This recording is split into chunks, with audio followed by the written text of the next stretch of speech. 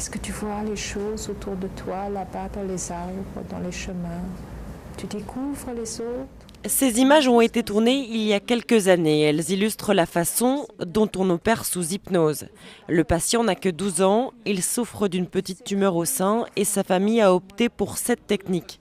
Une technique qu'on utilise après une légère sédation et qui permet de transporter le garçon hors du bloc opératoire le temps de l'opération. Si je suis corporellement ici, mais que ma conscience est ailleurs, je ne vais pas percevoir ce qui se passe dans mon corps. Tu sens le vent dans tes cheveux, tu sens le vent sur ton visage et ça va tellement vite que quelque part tu oublies tout. Une technique très impressionnante et qui présenterait surtout de nombreux avantages. Le patient qui se fait opérer comme ça a moins de douleur, a moins de nausées, de vomissements, moindre fatigue. On a comparé par exemple quand on enlève la moitié d'une thyroïde chez quelqu'un que ça a été fait sous anesthésie générale dans un groupe et dans l'autre groupe sous hypnosédation.